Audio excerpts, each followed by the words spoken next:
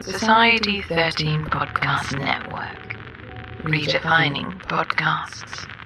Do you like to listen?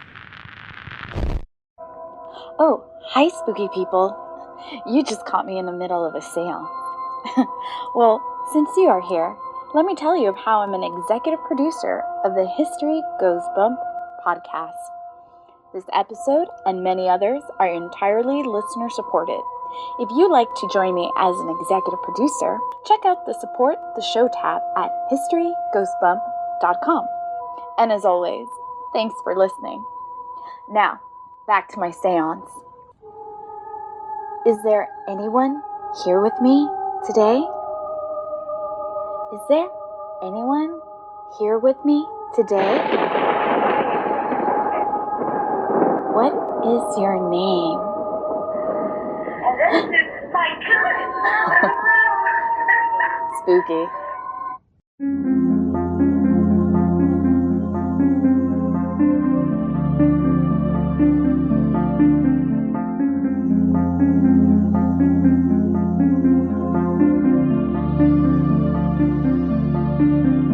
History tells the story of the world and of our lives. Sometimes that history goes bump in the night.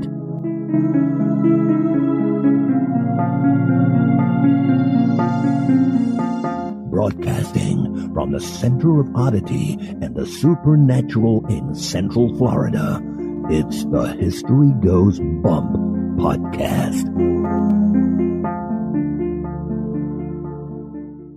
Hello, you spooktacular people. Welcome to this 191st episode of the History Goes Bump podcast. Ghost tours for the theater of the mind. I am your host, Diane. And this is Denise. On today's episode, we're bringing something that has been requested by a lot of people. You guys have wanted us to talk about the history of spiritualism, so we're going to get into that because we're also going to be talking about the Eddy Brothers and their homestead with our listener, Mariessa Dobrick. And you can't talk about the Eddy Brothers without talking about spiritualism. They're not very well known, but they should be because, I don't know, Denise, as we start looking at the history here and a lot of the events, they seem like they might have been legit, at least partially. And I'm like you, Diane. I'm surprised they weren't more well known than they were. Our bumper, we had another one from Angie there, Denise. What did you think of her having a little seance? It goes perfect with what we're talking about here. I love the fact that she did a bumper tempting the spirits. I'm not so sure about, though, Miss Angie. Angie also is the one who suggests the moment in Oddity that we're going to have coming up. It's going to feature something about Madame Tussaud. And Denise was perusing their site on the internet, and we were horrified to find out that the Chamber of Horrors closed permanently in April of 2016, just last year. This is a tragic circumstance. I have not gotten to see that, and now I'm not going to be able to. I'm not happy. And I was going to take you there for sure, because it was very creepy when I got to go through it. Yeah.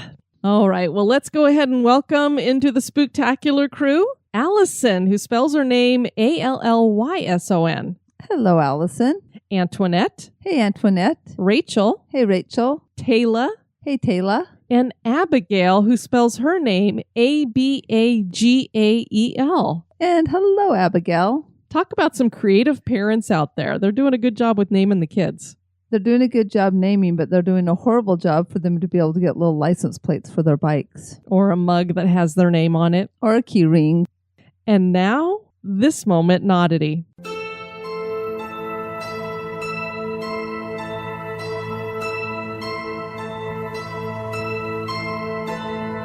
And today's moment in Oddity was suggested by Angie Reynoso Akbarzad. Mariessa Dobrick was a wax artist who has become famous for her waxwork museums. She began her work during the late 18th century and was asked to make death masks of King Louis XVI and Marie Antoinette after they were beheaded during the French Revolution. She complied to prove her loyalty to the French Revolution. The Princess de Lamballe was the superintendent of Marie Antoinette's household. Mariessa Dobrick thought of her as a kind person, so she was upset to hear that she'd been horribly abused and murdered during the Revolution. And to her true horror, the murderers brought her severed head to Marie and forced her to make a wax cast of it. Having to hold her friend's head in her lap as she made the mold had to have been horrible. Then there was a radical journalist, Marat, who was murdered in his bathtub. The police escorted Marie to the scene of the crime, and she had to take a mold of his still warm head. Marie would visit the cemeteries where the bodies of historically significant people were starting to pile up to see if she could find more heads to mold to help make money. She expanded into making dioramas of notorious criminals and their gruesome crime scenes. Tussaud added real artifacts to her displays as well. She decided to take her creations on the road in 1802, and she traveled throughout Britain. She finally ended up at London's Baker in 1835. Her museum there was called the Chamber of Horrors. Today, there are 24 museums on 4 continents. Most waxworks were made from the living, but the idea that Madame Tussaud's original waxworks began with using the dead and beheaded certainly is odd.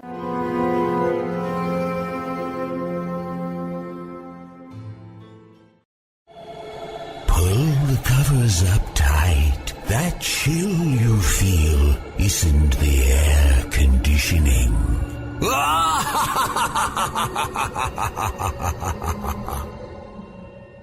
And now, this month in history.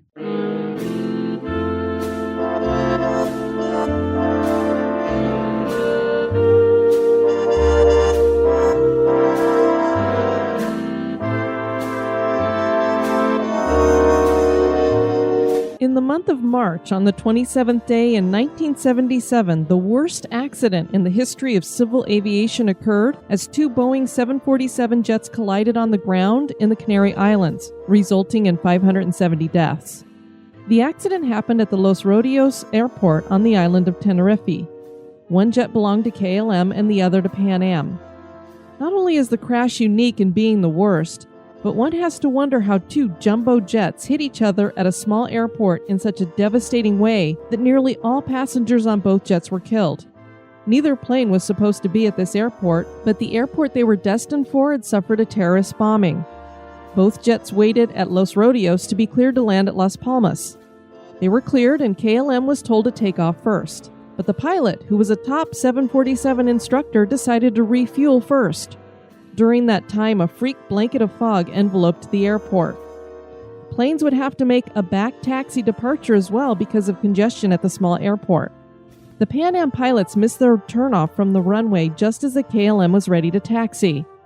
KLM received route clearance, which they mistook for takeoff clearance. They began their taxi without permission, and the Pan Am flight and control tower both said things to get the KLM jet to stop, but their messages overlapped and were not heard properly. The Pan Am saw the KLM jet when it was 2,000 feet away, heading at them nose first. The pilot tried to pull the 747 off the runway, but it was too late. The KLM tried to pull up, but its undercarriage and engines sliced through the midsection of the Pan Am, and a series of explosions followed. 61 people survived, including the 5 people in the Pan Am cockpit. This series of blunders and miscommunication ended up killing 570 people.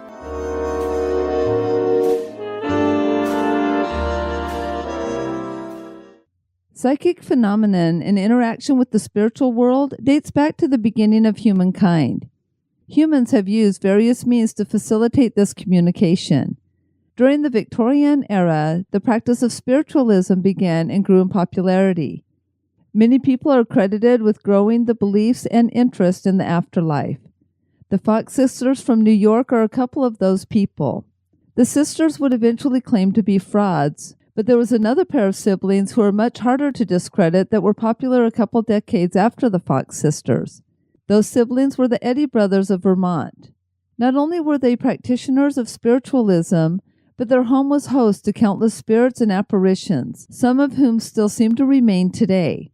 Join us as we explore the history of spiritualism and discuss the lives of the Eddy brothers and the hauntings at the Eddy Brother House with listener Mariessa Dobrick.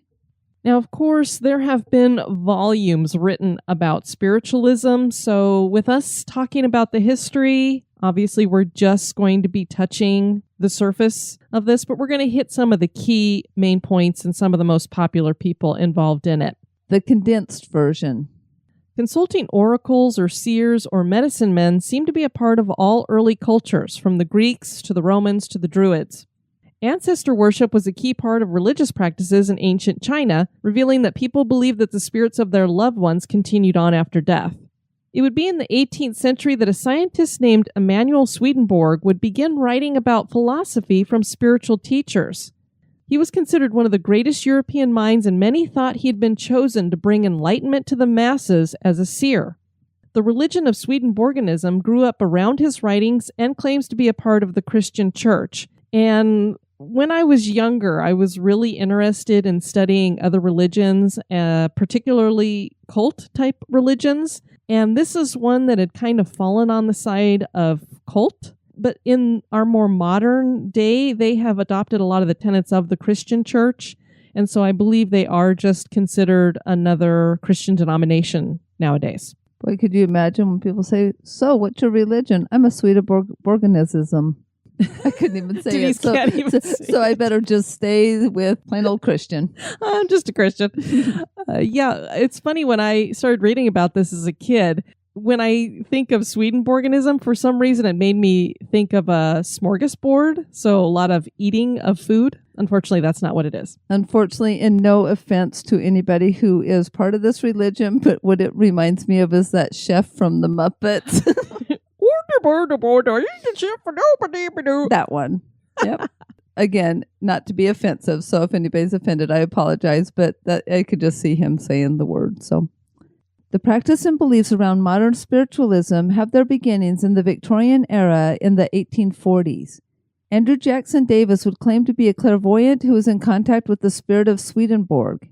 It was in March of 1844 that Davis had a life-changing experience in his first contact with the spirit world when he entered a trance-like state while in Poughkeepsie, New York. When he pulled out of the trance the next morning, he was 40 miles from Poughkeepsie and had no idea how he got where he was. The only thing he recalled was being in contact with both Swedenborg and a Greek physician named Galen. This started him on his career of lecturing and writing about contacting the spirit world, and many considered him the John the Baptist of spiritualism, and his writings became the foundation for American spiritualism. 3 years after Davis had his first trance experience, the Hydesville rappings occurred. This phenomenon is named for the city where it happened, Hydesville, New York. The Fox family had moved into a 2-room cottage in the city in March of 1848. The family had 2 daughters, Margaretta and Catherine, who were known as Maggie and Kate, and shortly after they moved into the cottage, the 2 girls claimed to hear knocking on the walls. The 2 sisters quickly figured out that a spirit was trying to communicate with them. Neighbors and other family members witnessed the rappings, both hearing and feeling them. They investigated to see if they could figure out what was causing the noise, but nothing was found. The girls decided to name the entity Mr. Splitfoot. At first, Mr. Splitfoot communicated in very simple ways, like 1 rap for yes, 2 raps for no. The Fox sisters' older brother David developed an alphabet to make the communication more in-depth. Makes you wonder where they got that name from. Did they see like a figure with like a cloven hoof or something? I don't know. It does freak me out that his name was Mr. Splitfoot, because that's a really weird name. The alphabet system was basically like using an audible Ouija board. David would call out the letters one at a time until a rap on the wall would signal the correct letter. Through this process, the family learned that Mr. Splitfoot was a Jewish peddler named Charles B. Rosna. He had been traveling door to door selling his wares when he got to this particular house. The previous owner, who was named Mr. Bell, had robbed and murdered him and then buried Rosna in the cellar. He said he was earthbound because his family, that included a wife and 5 children, did not know where he was or what had happened to him. Digging in the cellar revealed teeth, some bone fragments, and a tin box that Rosna had carried. That was according to a spiritualist site we found. But we also found a story that the bones were found in 1904 in a crumbling cement wall by kids playing in the Fox's old residence. So we're not sure exactly what happened there. It does seem that some bones were found. We're just not sure when or how. Much publicity surrounded this event, and many people started coming to the cottage, overwhelming the family. They moved to Rochester, and apparently Rosna came with them, and he continued to rap on the walls and communicate with the Fox sisters. And I don't know if he brought some friends or if other spirits found out that they could talk to the girls, but they started showing up too. People from all around came to witness the communication for themselves. A public demonstration was arranged at the Corinthian Hall, the city's largest assembly. Before this was allowed to happen, a committee formed that really wanted to debunk the whole talking to a ghost thing. They insisted on investigating the sisters. They hoped to prove that they were cracking their joints somehow to imitate the knocking sounds, but those Fox sisters passed all of the tests that they put them to, and the committee announced that they were authentic, the real deal. Horace Greeley was founder and editor of the New York Tribune, but for us he is better known as the namesake for Greeley, Colorado. He was part of the growth of modern spiritualism as not only someone who believed in mediumship, but he wrote about all of the events surrounding the Fox sisters. He sent a reporter to Rochester for the demonstration. The reporter was amazed, and this convinced Greeley to bring the Fox sisters to New York where scientists could examine them further. Greeley said of the girls, "I am convinced that the sounds and manifestations were not produced by Mrs. Fox or her daughters, nor by any human being connected with them." He put the demonstrations of the girls on stage at a theater off Broadway. They were a sensation. This is what really got spiritualism out to the masses, and people were soon trying their hand at seances and contacting spirits. This was especially popular with the middle and upper classes. House parlors soon became the center of seances. And as a matter of fact, Horace Greeley had at least one of the Fox daughters living at his home for quite some time, so he had a chance to pick her brain and test her within his own house. It should be noted that in 1888, the girls admitted it was a hoax they perpetuated by cracking the knuckles of their toes, and that it had started as an attempt to just scare their mother that got way out of hand. So Denise, if you can imagine, and I don't know why cracking of bones would make you think of a ghost rapping. I don't know if they'd heard a story somewhere else about this. And I don't know how cracking the knuckles of your body sounds like rapping on walls. And as we said, the family members claimed to have felt the rapping. So they would put their hands on the wall and feel them. So I don't know how cracking knuckles do that. Well, and you would think when they were under such strict observation, when they were trying to prove them a hoax, that somebody would have noticed if they were like curling their toes or popping their toes somehow.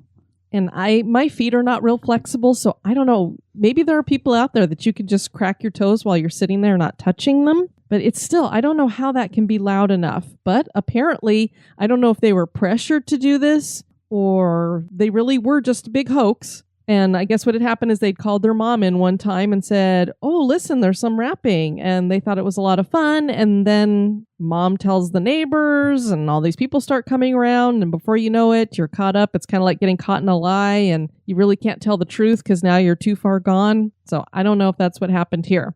But then how do we explain that there was a body found on the property? If that body was really found, as has been documented somewhere, how would they have known that?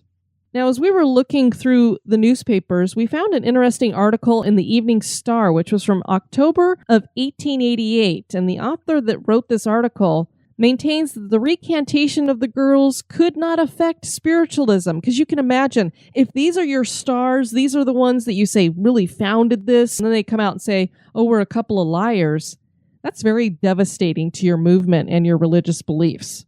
So it's interesting how they handled this. "This is our funeral, and we've gathered to give the corpse a decent burial," said Mr. George H. Brooks, sarcastically in opening the meeting of spiritualists at Grand Army Hall last night. As he said it, he glanced smilingly at the vase of flowers on the altar and tables which stood on the platform.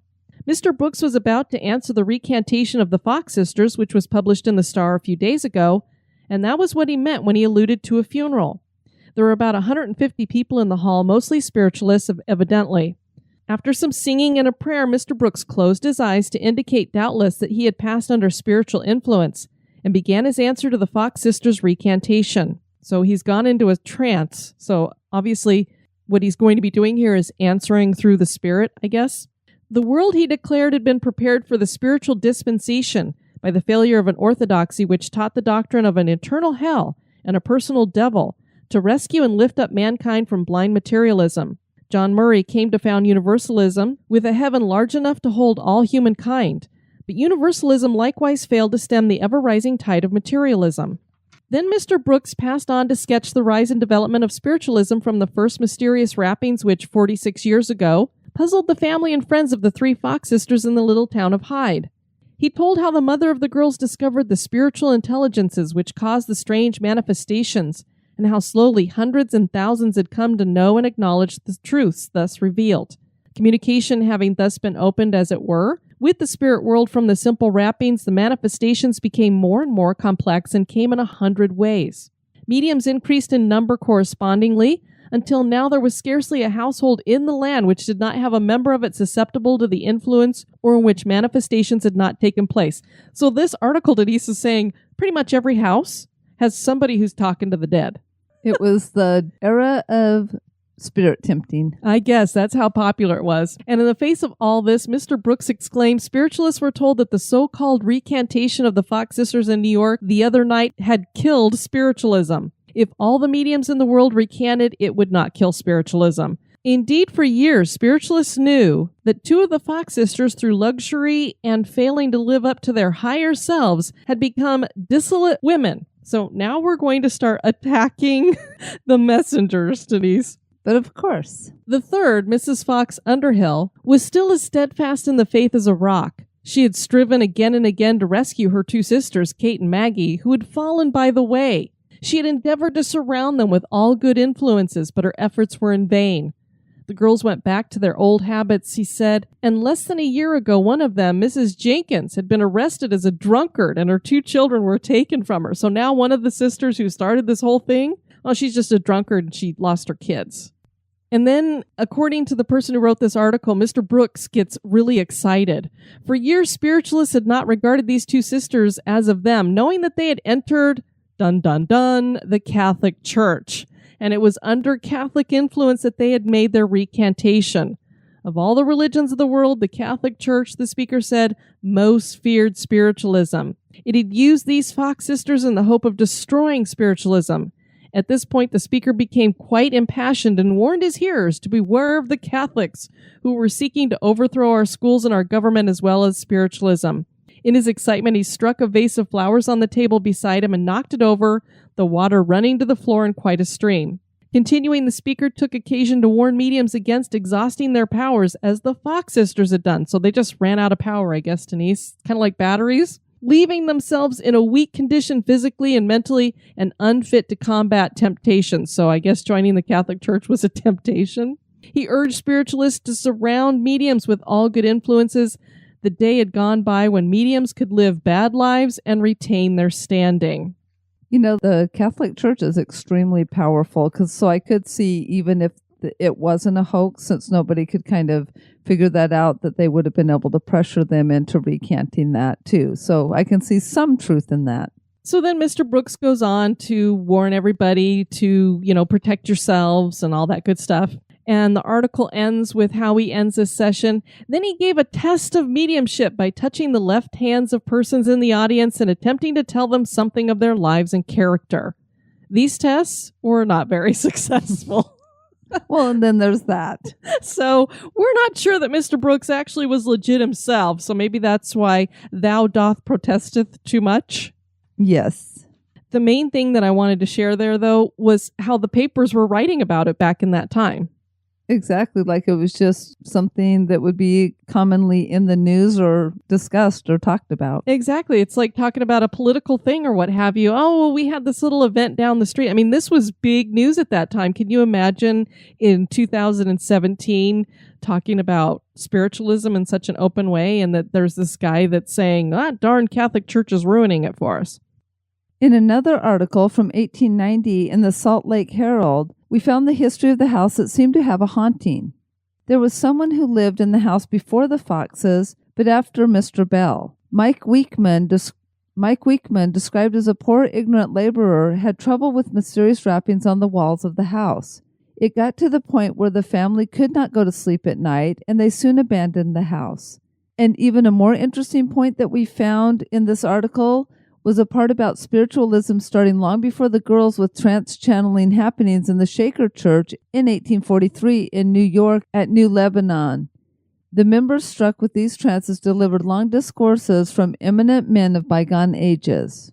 So this just goes to show that the practices of spiritualism obviously did not start with the Fox sisters, And I thought it was interesting that here you have a Shaker church and they're having these trances and going on and on with this long discourses. So before spiritualism got popular, this was occurring. Was it legit? I don't know, but it makes it a little bit more legit that it wasn't a craze that was sweeping the nation. And you have a man who lived in the house before the Foxes that had such haunting occurrences that he ran from the home. And he's, as the paper described him, that wasn't us describing him, the paper described him as a poor, ignorant laborer. So it doesn't seem like something that he would have just made up. And if he's poor, he's probably not just going to run from a home. Exactly. And it was the same thing that the Fox sisters were doing. So then it kind of, you're like, were they pressured to say that none of it was true? Yeah, so I just thought it was interesting because I was looking for anything about the Fox sisters and this article popped up and I started reading it and I went, wait a minute, somebody else experienced rappings in that house long before them. Another key figure in the movement was Emma Hardinge Britten. She was born in London in 1823. She got involved in the theater and traveled with a company to New York in 1856. When there, she met a medium named Ada Hoyt, who converted her to spiritualism. Britten mastered automatic writing, psychometry, which is reading objects by feeling them for people who don't know that, prophecy, and healing. Robert Dale Owen was an American statesman who communicated with Britten after he died, and he gave her the first 4 of the 7 original principles of spiritualism. So basically, through automatic writing, she was putting down on paper a lot of the principles that they still hold to. British spiritualists still adhere to these principles. The American Association has drafted some of their own. Britten was one of the most zealous spiritualists in history, and she took her message all around the world. I think she went to every continent except for Antarctica. Another adherent and pioneer to spiritualism in America was a very unlikely person, a Chief Justice of the New York State Supreme Court. Judge John W. Edmonds wrote the book Spiritualism in 1853, detailing his investigations of mediums. He had witnessed hundreds of manifestations. His book outraged the churches and politicians, and they, along with the press, forced the judge to resign the bench and return to private practice. Despite the negative response of much of the public, many high-profile people were embracing this new spiritual science. The Lincolns used mediums and participated in seances. Sir Arthur Conan Doyle was a true believer, as were Elizabeth Barrett Browning, Thomas Carlyle, Emily Dickinson, Sir William Crookes, Edgar Allan Poe, Alfred Russel Wallace, Harriet Beecher Stowe, Queen Victoria, Mark Twain, and William Cullen Bryant. Harry Houdini had been traveling the country and actively proving psychics and mediums to be frauds. He would show how many mediums pulled off their demonstrations with his expertise in illusion.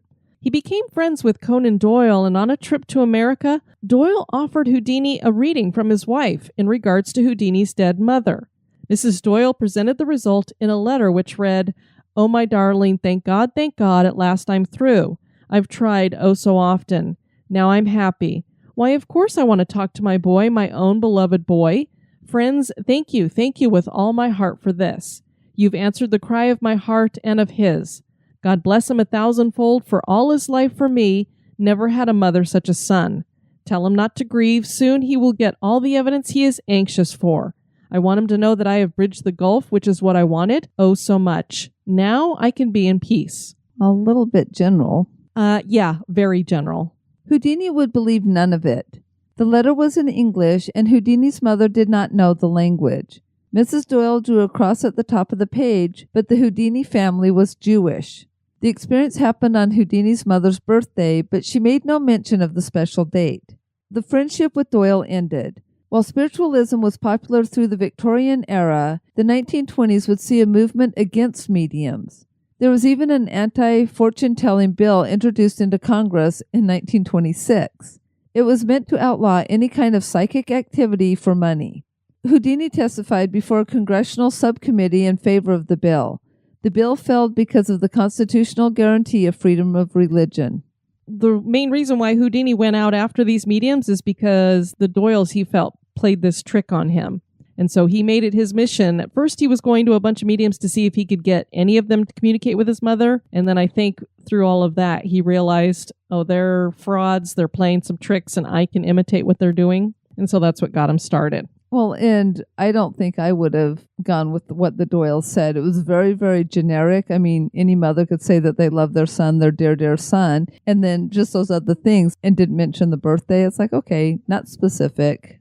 Doyle became friends with another American named Arthur Augustus Ford. This man was from Georgia, and he was able to channel spirits while in a trance. He traveled to Great Britain in 1927 to meet with Doyle, who said of Ford, "One of the most amazing things I've ever seen in 41 years of psychic experience was the demonstration by Arthur Ford." Ford claimed that he could channel Houdini, who had died in 1926 with a blow to the stomach. And for those of you who don't know, Houdini used to let people punch him in the stomach as hard as they could to show how manly he was. And unfortunately, he was not prepared for this blow that came at him, and it caused him severe internal bleeding, and he just slowly, basically bled to death. A very horrible way to die. Houdini's wife, Beatrice, was notified, and she agreed to meet with Ford. What Ford didn't know was that she and Houdini had arranged a secret, or what we would call a code word. He told Beatrice, if there's any afterlife and there's any way that I can come through, I will come through with this code word, and that's how you'll know it's me. So she says, okay, this guy says that he's speaking for my husband. Somehow he's communicating with him. I'll meet with him and see if he's got the code word. Ford and Beatrice had 10 sessions together. Apparently the code word was given during these sessions.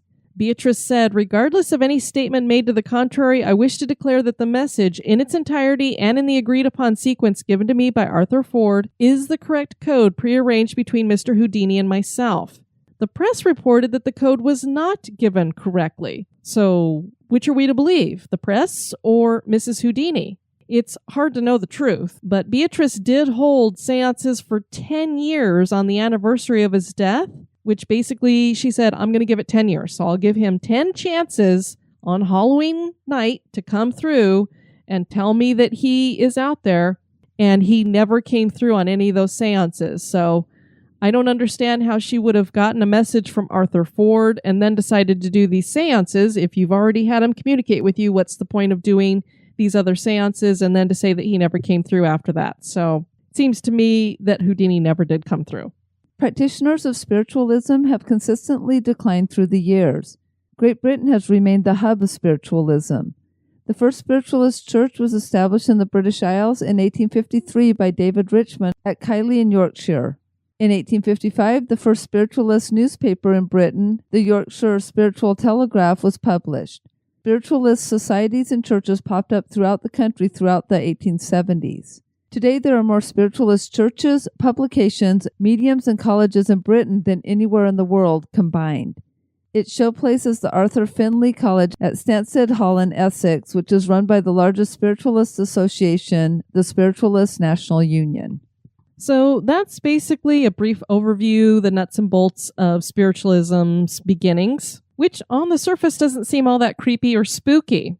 But there were a lot of things that happened during these seances that would be kind of creepy or spooky if they were real. But some of the things that occurred, a lot of you have probably seen the spirit photography during the Victorian era. I know you've seen those pictures, right, Denise? Yes. And if they were real, oh my gosh, that's enough to make you pee your pants. And then there was the expulsion of this substance called ectoplasm from the mouths of mediums. You've probably seen those pictures too, right, Denise? Yes, I have. Kind of looks like they're foaming at the mouth and it's just coming out. Well, a lot of this was proven to be false. Those spirit photographs were double exposures. And then most ectoplasm was either cheesecloth or some other kind of gauze that a medium would stuff into the back of their throats. And other places. And yes, other places they would have it coming out of. That one book, was it Spook that we read by Mary Roach? Yeah. Just think of a female medium and different orifices and yeah. We found an article from 1883 detailing a man in California who was suing a medium after he seized upon the material that was this ectoplasm and found it to be gauze. And then when he discovered that this had happened, the medium had these henchmen standing around and they beat the crap out of the guy. So he proved the medium was a fraud and he got beat up for it. So he was suing. Table tipping, in which a table floats beneath the tips of the fingers of the participants, were found to be rigged, and knocking sounds were caused by devices that were hidden in clothing. But can we say without a doubt that all of these seances were just elaborate displays of trickery? We can't imagine that people would continually host parlor tricks in their homes. You'd all get together and have games. It's almost like playing a game and then nobody gets to win. You would think somewhere along the lines there's got to be some reality going on here. And despite being skeptical, we do believe in an afterlife, right? So, Yes. And we believe that there's probably an ability to communicate over the veil or past the veil or behind the veil. As we wonder with the use of the Ouija board, who were these people talking to and what was being channeled? That's what becomes worrisome for me, is if this is legit, then we have to start looking at what is it? Was it all a fraud? The story of the Eddy brothers in Vermont seems to have some legitimacy to the claims of spiritualism. And we are joined by our listener, Mariessa Dobrick, to talk about the Eddy family and the home that they had lived in, the Eddy Brothers House. Why don't I first have you share with everybody? I know that you are a historian, basically, so why don't you share with everybody a little bit about yourself? I'm an archivist, and I'm what self-prescribed history geek. I basically have loved history since I was little. My parents took me to reenactment sites, and I'm from the Midwest originally, and I live in Vermont now. It's kind of cold here right now, so I have a lot of time to read lots of fun history. I keep digging in, so hard to make me stop. The town of Chittenden, where all of this is going to take place, is the largest in the state by size, but not by population. And it's named for Thomas Chittenden, who was one of the Green Mountain Boys. And this was a militia that resisted New York's attempts to control the territory and was headed by Ethan Allen in the late 1700s. Well, what's really cool is we have not done a location in Vermont. So when you were like, you guys need to do somewhere here, and you threw out some locations, I was like, this Eddy Brothers, this sounds intriguing. And I put it in and I went, oh my gosh, what an incredible site. Because not only are we going to be talking about a haunted location, but these guys are pretty much famous when it comes to spiritualism and mediumship. And tempting the spirit. And from the Victorian era. I mean, it's like hitting on all gears here. Yeah, exactly. And I think the thing that I found interesting the first time I heard someone speak about them is they don't just call it the spirit capital of the world. They call it the spirit capital of the universe. Wow, that's a pretty big mark there.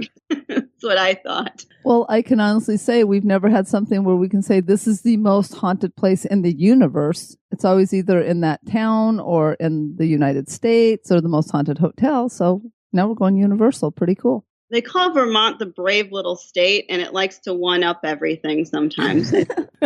Well, you guys are little, so, it's kind of like the little dog thing. You've got to do something. Do you know who originally was in that area to begin with? The Abenaki were the first native peoples who lived in Vermont, and they largely went underground because of the eugenics movements in the 1920s and 30s.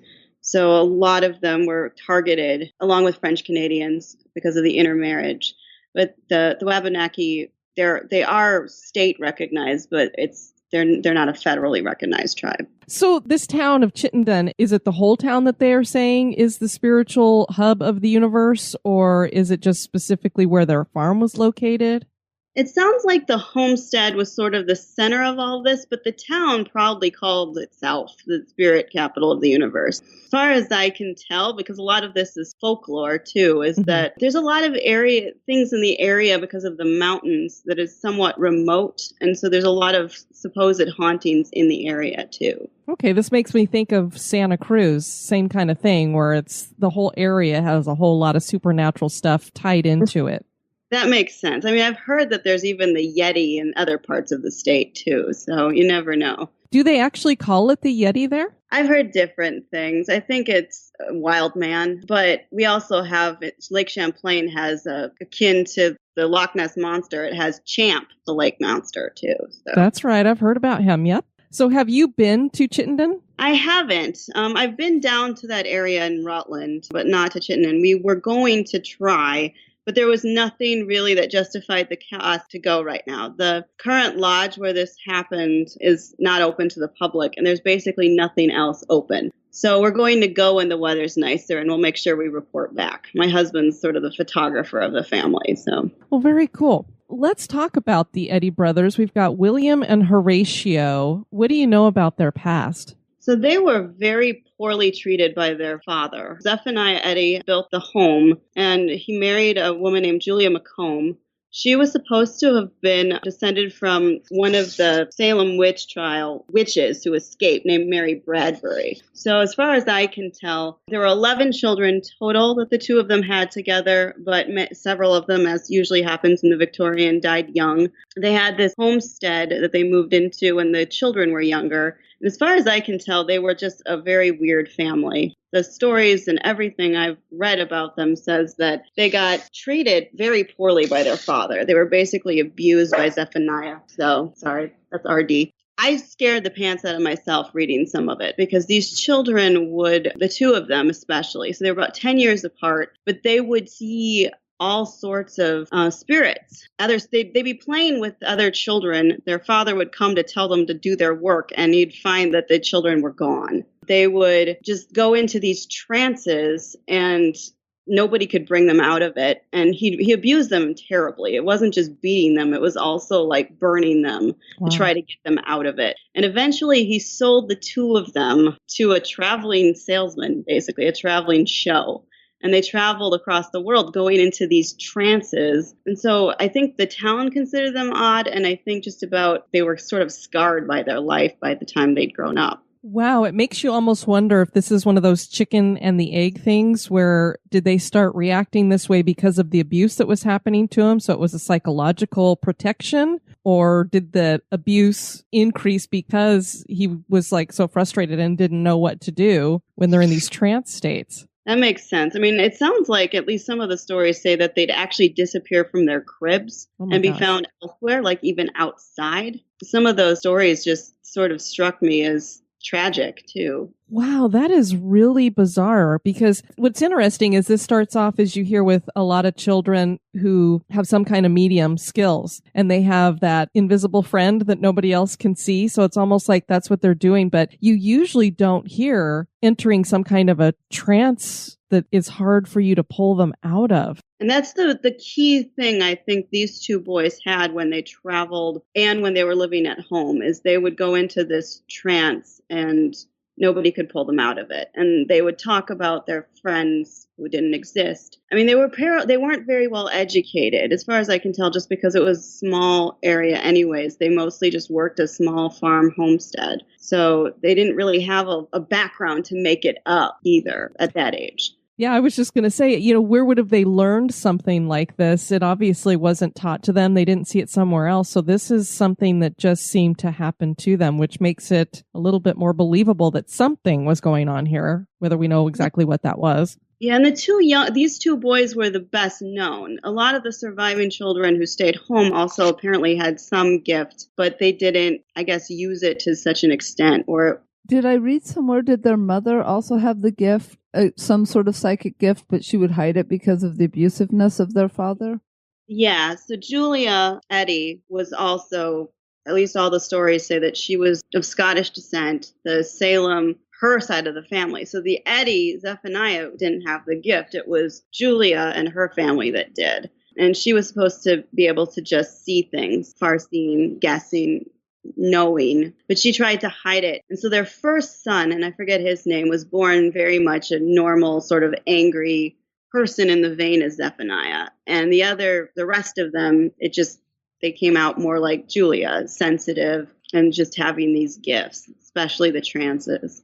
I mean, one of the best stories I heard, though, was that Zephaniah was finally to the breaking point and the spirits chased him out of his own house for beating those boys, which is why he ended up selling them. Interesting. Do you know at what age that was when he sold them off? So they were sold about 1840s. So they must have been like, I couldn't really tell their exact age, but I think they were about 10. And The other one was a little older. So they must have been like 5 and 15 thereabouts. They were pretty young.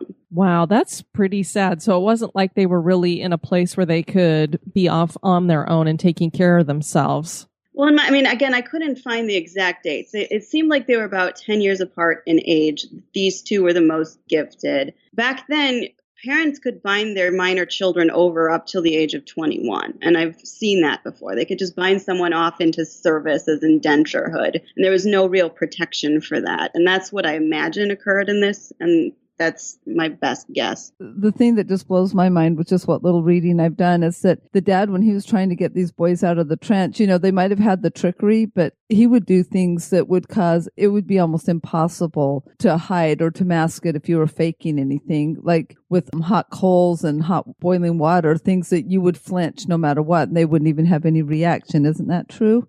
Yeah, that's exactly true. And apparently one of the things that when they took this show on the road, the audience would pay to do those kinds of things to them too. Some of them had scars all over. I think they even shot, and they wouldn't move from that trance even if they were shot. Oh, geez.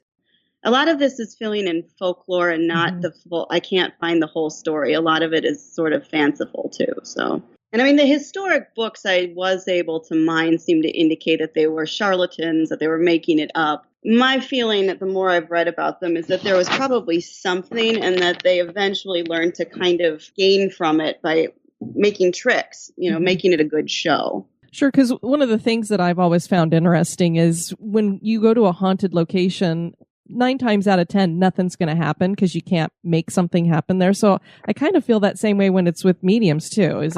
Can you always call it out and always have everything just, if something happens perfectly all the time, it makes me doubt it a little bit more. And maybe that's why they were like, well, we've got to have something happen here. Well, and they really made a lot happen. I mean, by the time Zephaniah died, they came back to Chittenden. They were about 20 and 30. They'd been on the road like about 14 years each. And they started holding seances with their sister at their home, which was this homestead. I think they call it the Green Tavern or Green Inn at the time. There's a lot of green things here because of the Green Mountains. But they could supposedly levitate, move objects with their mind in addition to the trances. And they had like up to 400 different spirits that they'd manifest in these seances. Henry Steele Olcott was a successful attorney when he read about the exploits of the Eddy brothers in a copy of the spiritualist newspaper, The Banner of Light.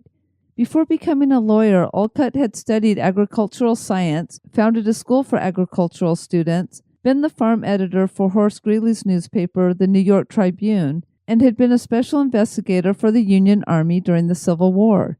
He was one of the investigators on a 3-person panel looking into Lincoln's assassination. Olcott studied law and became a wealthy lawyer after the war.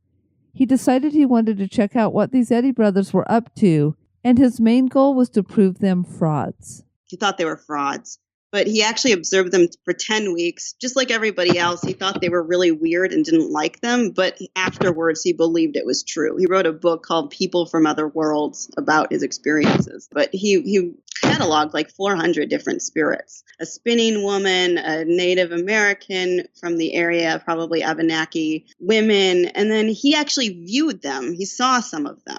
Mary, the sister, and other friends may have had some smoke and mirrors involved in that. But these are the things that are said to kind of haunt it now. An outdoor seance was held on Olcott's first day at the Eddy Brothers house. A group of 10 people gathered in a ravine at night in front of a cave. The location was known to locals as Honto's Cave because a Native American spirit was known to appear there. Horatio was the medium, and he sat on a stool under the cave's arch. He was covered over with tree branches so nobody could see him. A large Native American man emerged from the cave as Horatio rested beneath the branches. Horatio began to speak with the spirit when suddenly another large Native American appeared on top of the cave. The participants cried out as more spirits appeared. There was a female on a ledge, and William White, the late editor of a spiritualist newspaper. 10 spirits in all appeared before they vanished altogether. Olcott investigated the cave with the man he had brought with him. They found no footprints and could not see a way that anyone could slip in and out of the cave without being seen. And I think, Diane, I'd read somewhere that the other thing that was kind of weird about this one is there was nobody in their group that was tall enough to even kind of fake out that they were one of the spirits, because they were smaller in stature people. Exactly. Both of the Native Americans were apparently very tall. And again, if you have 10 spirits all appearing at the same time, you could say, okay, the female on the ledge, maybe it was their sister because their sister lived with them. And maybe one of the Native Americans was the other brother. And maybe somehow Horatio's not beneath the branches. Maybe they couldn't see him. So here you've got 3 of them. But how do you come up with 10? Exactly. Well, Alcott was not easily fooled, and he wanted to attend a seance in the house where he felt he could control the environment a little more easily. A large circle room was used for the seances, and he examined everything. He was taking measurements, looking out for secret doors or false panels, and found nothing.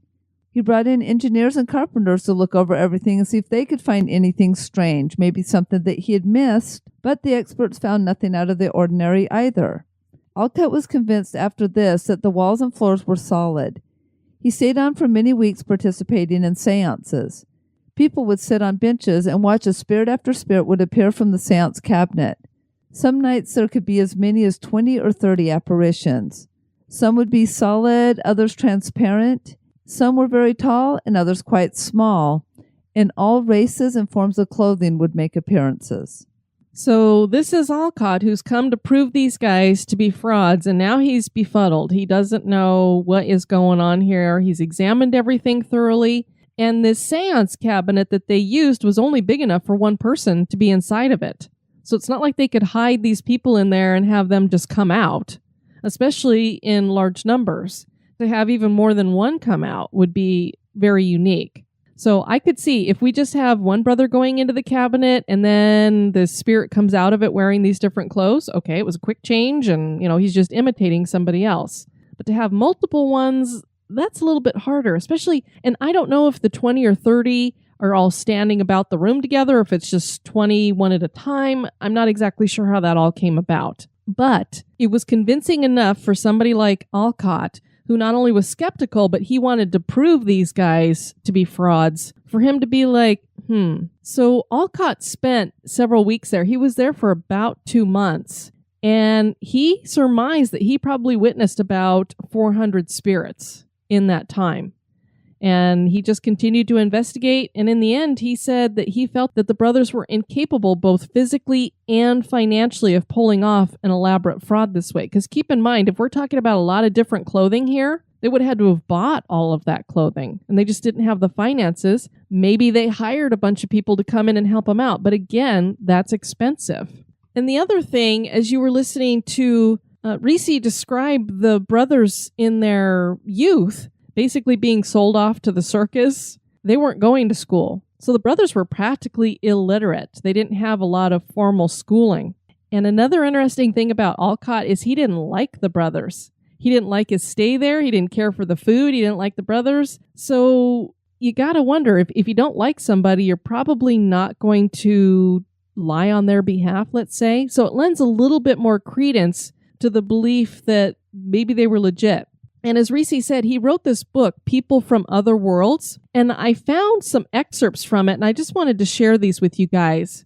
This is what Alcott wrote. These instructions being obeyed, spirit faces soon began to appear, and finally Santum, the giant Winnebago chief, whom my readers will recollect my mentioning in connection with the seance at Honto's Cave, stalked out in full form. For a long while, no other spirit came, but finally they made their appearance.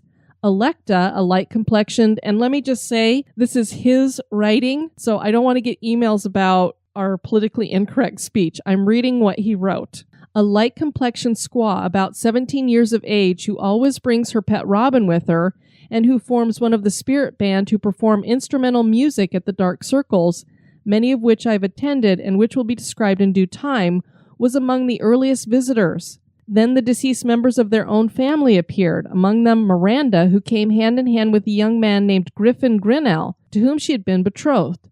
The lovers, parted for a while by death, were reunited beyond the grave. Francis and James, their deceased brothers, came too. Then as people began to flock to the old farmhouse, their personal friends manifested their presence, the first or nearly the first, for the family could not definitely decide the point, being a Mrs. Annie Barker, wife of G. Barker of Hubbleton, Vermont. One evening, a young lady visitor saw the shade of her father, the late Captain Johnson, United States Navy, who came in citizen's clothes. The daughter mentally requested him to appear to her in his uniform, whereupon he retired for a moment, and then he returned in full naval dress with sword and epaulets. So he comes in regular clothes. She says, "Dad, I want to see you in your uniform." He goes away and comes back in a uniform. This is one instance among many of the doing of something by the apparitions in response to mental requests made by spectators. So it's not like the brothers could prepare for what was going to be requested either. Yeah, because they didn't know what the spectators were going to ask. Now, unless you went on this elaborate hoax and then they had to plant all the spectators, get all the people appearing from a closet they couldn't appear. So this is starting to seem a little bit legit in a lot of ways. The thing has occurred to me several times, as will be seen further on. It should also be noted that this supposed spirit reappeared in the uniform of his rank, and it is hardly credible that William Eddy, in addition to all the other costumes uninformed skeptics imagine his wardrobe to contain, should have a full assortment of Army and Navy uniforms for officers and privates. So it's not even that he just showed up in a uniform, it was at his rank. Again, we're talking about they couldn't afford the expense. Imagine having all those different uniforms, and you'd have to know what rank the father was. So if we believe Alcott, these guys seem legit. Now, as I say all the time, I'm an open-minded skeptic, so I lean to skepticism first, and I don't necessarily believe things offhand. We weren't there. We're going on secondhand information here. I have to believe that all of these things happened exactly as they were, and that this Alcott is an honest guy. But wow. Now, that's not to say that there wasn't some tricks involved here. Exactly, because what is interesting is that a magician named Chungling Su exposed one of the Eddy brothers' tricks as a fraud, and psychical researcher Herward Carrington claimed the brothers were using sleight of hand that was so simple that it was farcical. The trick involves Horatio and 2 members from the audience. All 3 would get behind a curtain. Horatio would then have one person grab his arm, and he would grab the arm of the other participant. Horatio was in the middle. After this, a musical instrument would dance above their heads and tap the 3 on the head. Then a hand would come through the curtain and write a message. The idea was to convince people that a spirit was moving the instrument and writing, since Horatio had one arm being held and was holding someone with the other hand. But apparently the magician claimed that a fake hand was being used and that it was made from a piece of heavy sheet lead to hold onto the participant. It was heavy enough to convince the person that they were being held. Horatio would then have a hand free to perpetuate the trick. I think once spiritualism faded from memory, they sort of faded. And there's a lot of Eddy descendants from their siblings in the area still. When they opened this up as a green tavern, this was actually an inn where people could come stay, right?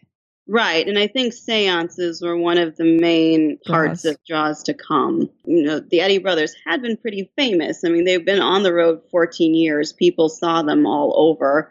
Again, it was somewhat remote, but there was more kind of come see the scenery starting by the 1870s, of course. They call it, it's a gorgeous part of the state. Almost every place in Vermont is sort of like a picture postcard. And before the roads and the highways, I imagine it was even more remote and kind of romantic because it's just surrounded by forests and mountains. One of the key things that we find in a lot of these Victorian seances is the production of ectoplasm. Is this something they did too? Yes. Yeah, so when they would do these seances, were they telling people that they were communicating with their family members? Were they saying they were channeling spirits, both? I think more than anything, they were channeling spirits. Part of the maybe trickery part was they'd actually be touched by the spirit. It wasn't just like the holding hand thing. It was like one of them would actually get tapped on the shoulder. When I heard that, that was the kind of thing that I would just run away from. But yeah, I would be the same way. Of course, the whole process of channeling has always been kind of scary to me because I don't think I'd want anybody else in my body. Thank you very much. Exactly. And then they also, though, would have these manifestations, but usually it was just one brother in the room when that happened. But if there were both of them, the sister wouldn't be in the room, Mary. So at least some of this probably was trickery. Eventually, the brothers moved away from each other. Apparently, they did not get along with each other. They fought a lot, and there was some fighting with their sister, too. So one of them left the house, and the sister left the house. William, I believe, stayed in the house, and he died there as a recluse in 1932. Horatio died before him in 1922. And Horatio would still do a little bit of mind reading and playing tricks or that kind of thing, but William wanted nothing to do with spiritualism after that time. And they took whatever secrets they had to their graves, so we'll never know for sure. There are reports of hauntings at the house, but no one is able to investigate the private property. Just based off of other stories, I think that there's definitely a certain level of still some residual. They don't talk about it. It's a privately owned home now, the ski club, and they don't really like to mention it, but several of the people reported seeing the brothers, seeing some of the most famous of their hauntings too. How fascinating to think that maybe they made up some of this spirit showing up, and yet they're at the house as spirits now.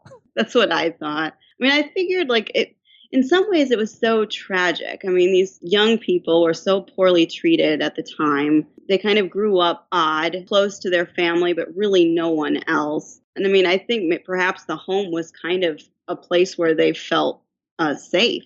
It just seemed like the kind of people that I felt bad for because they'd been so poorly treated and were not liked by anybody for being somewhat odd anyway.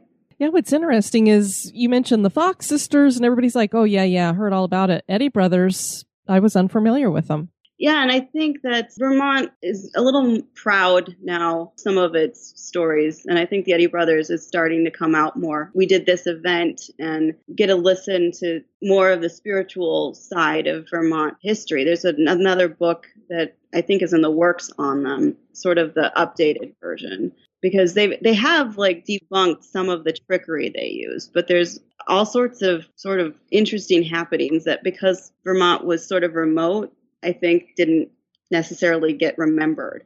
They're being rediscovered. There was a woman that was at one of these seances who was Russian. She visited a lot. I forget how to pronounce her name, but yes, I know that she visited around the same time as Alcott did. And she would be speaking to her husband in Russian, right? Right. I mean, and it's like, how would they know that?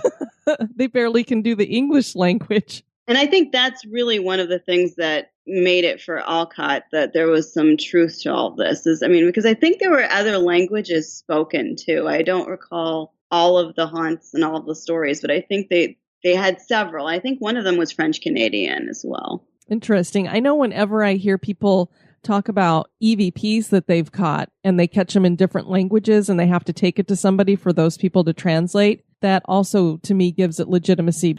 The different manifestations were one thing, but what got me was just the children, the fact that they were supposed to have seen these spirit children as children that disappeared when Zephaniah came by. And then when Zephaniah finally abused them to the breaking point, the spirits chased him away right out of his own house. That was just sort of pretty riveting.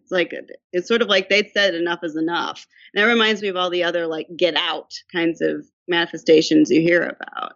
Those stories were the ones that kind of riveted me. I mean, I couldn't keep all of the names of the hundreds of other spirits that they saw as adults, but just some of the stories of the area too just sort of creeped me out. I mean, there's a police academy down near Pittsford, and that's supposed to be haunted as well. It used to be a sanitarium. And so it's not that far. And I think that's where some of this whole spirit, capital of the universe comes from, is there's still other hauntings in the vicinity too. So it's not just the Eddy homestead. So you've got this police academy. Where else? Well, the big one in Vermont, which is farther north, my Vermont geography is poor at the moment, but there's Glastonbury Mountain. When the settlers showed up, they'd created and divvied up the land for themselves, but didn't realize that it was pretty much all mountain. And at least legend in the area says that Glastonbury Mountain native people said that it's where the four winds met and that nobody should live there. It was just for burial. There are 4 known disappearances there in what they call sort of the Bennington Triangle up north in that area. They're just people in the 40s through 50s who just fell off the face of the map. They just disappeared. And they were all sorts of different kinds of people. Children, a young woman, all sorts of people. And it's those stories from the rest of the state. I mean, it's not a big state, but I think they kind of blend into each other. There's a lot of haunted inns. I don't think I can stay at a single inn in most of the area without my imagination going wild. So these people that would go missing, were they going hiking and they just didn't come back from their hikes? Yeah, I mean, they went hiking, and one of them was a guild mountain person. I mean, somebody who knew it all. And they'd gone back, they'd fell in a river, had gone back to dry off and never came back. That's weird. One of them supposedly disappeared from a bus. Like he got on the bus going home and nobody ever saw him got off. There was no stop. But when they got to the next stop, he was gone. Oh, wow. Where did he go? You can't just get off the bus while it's driving. So some of the, I guess, guesses about the area is that that's where there was maybe a serial killer up there. There's some other theories that it's mountain. The trails are poor. Somebody may have disappeared. The disappearances stopped in the 50s, but one of them, they only found like one body, and they had a massive hunt for the body or her, and they couldn't find her. They came back months later, and in a well-trodden area that they all knew about, that's where they found the body. So all of the disappearances, there haven't been any more since the 50s? Right. I think that was the last one. There's about 8 that were possibly at Glastonbury Mountain, but I guess there haven't been any.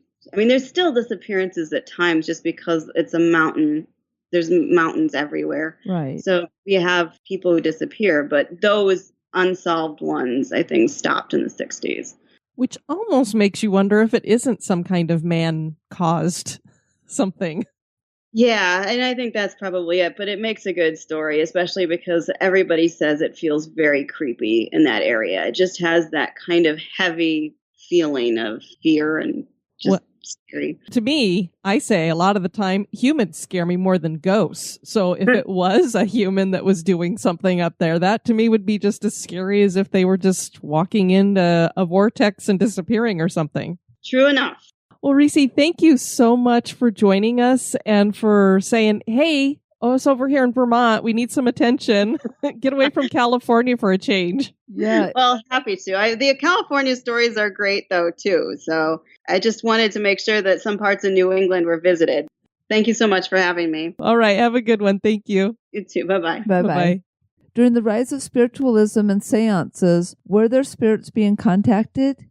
Was it all a fraud? Did the Eddy brothers have psychic powers? Were spirits manifested at the Eddy brothers' home? That is for you to decide. We're going to have to get ourselves to Vermont one day. It sounds like a great state. Yes, it does, and I would love to go up there.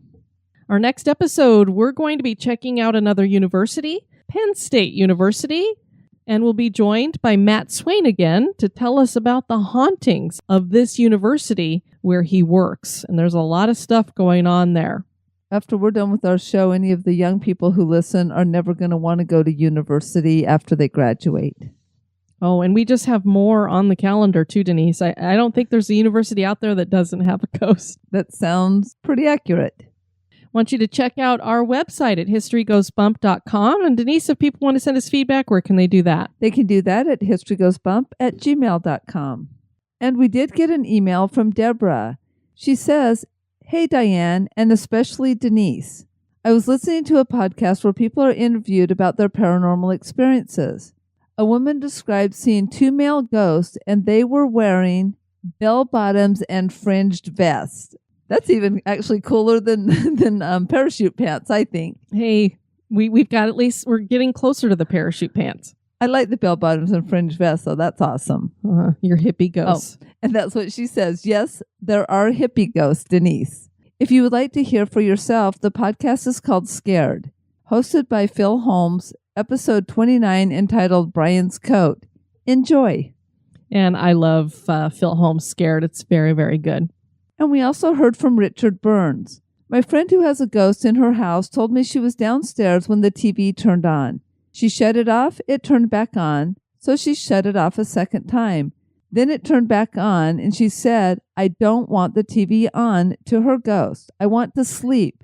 And he didn't turn it on after. He's a nice ghost. She said to me that he was a family member. And Kathy and the Spooktacular crew said, after we went to Poteet, Texas to get strawberries, I had my husband drive me to Lona China Cemetery. It is a very small family cemetery. The story, or the ghost tale, is if you go at night and park at the gate, you flash your high beams a couple of times, you will hear noises and see a floating lady in white. Family that still owns the property is the Guzman family. When you walk around, most of the stones are the same last name. The lady in white is a wife or girlfriend of one of the Guzman men. The lady was Chinese and the family didn't approve of her, so when the Guzman guy died and she was so sad about it, she killed herself at his grave. The cemetery does need some sprucing up. What I was disappointed about is there used to be a sign that said, "No witchcraft." Great little place. It's so small if you blink you might miss it. Worth a quick stop. And then Jim Hoffman from the Spooktacular crew. So I've mentioned before how the previous owner, Tina, died of cancer in our bedroom. By all accounts, she was beloved by the community and by her students. I've mentioned how the first couple of years after moving in, my son would matter-of-factly state that he saw a nice woman in his room in the middle of the night. I always figured he was dreaming. My wife puts on at least a little makeup every day, especially every work day. Of course, she works in marketing. Anyway, today we found her makeup drawer arranged, all the lipsticks set neatly on end versus just thrown in like they were yesterday. I haven't shared my theory with my wife since she's not one of us. And then we got an email from Shelley. Hello, Diane and Denise. I must say I am addicted. I'm not much into history, to be honest, but you've made it interesting for me. Being Canadian, it's exciting to hear stories from my country. I listen at work. I work in a call center, but I'm off the phone doing back-end work, so you keep my day fun. I think I'm up to episode 135-ish. I started at the beginning and I'm working myself up to the current. But my favorites so far have been, obviously, Haunted Disneyland and Marilyn Monroe and Lucille Ball, too. Any chance that Disneyworld has any stories? I've never been to Disneyland, sadly. And any hidden Mickeys that you choose to share would be awesome. I really hope at some point I can do a meetup with you guys. This is my first year in 7 that I've not been to Florida to stay with my parents and hit Disney. I just wish I'd found your podcast earlier. I usually go by myself for one day to Magic Kingdom as my parents aren't as young as they used to be. So if I'd heard of your podcast earlier, we could have met. Love how involved you are with your fans. Keep up the great work. Well, as far as ghosts at Walt Disney World, I'm pleading the fifth. As far as hidden Mickeys, there are lots of them, and someday I would be happy to share as many as I know down there. And as far as a meetup, let us know next time you're in town. We'd love to see you. I imagine you'll be back if your parents are still here, so that would be great. And we actually had a request to do Haunted Disney World. We've done Haunted Disneyland, but because Denise actually works there, we just thought it would be best for us to not do that. So we might get to it eventually if she ever decides she doesn't want to be a cast member. I will. I might be coming through the curtain at that point, but just saying. Yeah. If she works at Disney until she dies, yeah. I will say that I have heard some tales about some hauntings going on there. So yes, there's definitely something going on there. Well, there are 999 haunts in a particular home right there in Liberty Square. Yes, Denise, I'm sure everybody's aware of that. We do have some reviews to share with everybody. Shellann14, really enjoy the show, 5 stars. It's like hanging out with a couple of friends, interesting topics, and I like the different segments. Well, thank you, Shellann. We appreciate that. Rachel Tom's my new favorite podcast, 5 stars. And I believe Rachel just joined the Spooktacular crew, so thanks for that. I'm a lover of history and spooky. This is a perfect podcast for so many reasons. It covers so many interesting topics and their history. I love the dialogue and humor between Diane and Denise that have been hooked since my first listen. Keep them coming because I can't get enough of this podcast. Denise, the brainwashing is working. Just don't drink the Kool-Aid. And Signify, dreams crushed, 5 stars. Oh, no. Love the podcast. If they weren't lesbians, I would propose to both of them and we would ride out into the sunset as a happy polygamous family. Since that's not going to happen, I guess I'll just have to settle for giving this podcast 5 stars. So 5 stars or marriage. That's like what we're getting down to. Very good. Yeah, polygamous family. That would definitely be interesting. So yes, we're sorry to crush your dreams. And I was born in Salt Lake, so that's not, not too far out of the realm. I guess so. Well, thank you, Signify, for the proposal and for the 5-star review. We want to thank all of you for tuning into this episode. I have been your host, Diane. And this has been Denise. You take care now. Bye-bye. This episode has been brought to you by our executive producers. Thanks. Fan of the show? Subscribe to the show on iTunes, Stitcher, or your favorite podcast catcher. We would greatly appreciate your review at iTunes as well to help the show grow. Thank you.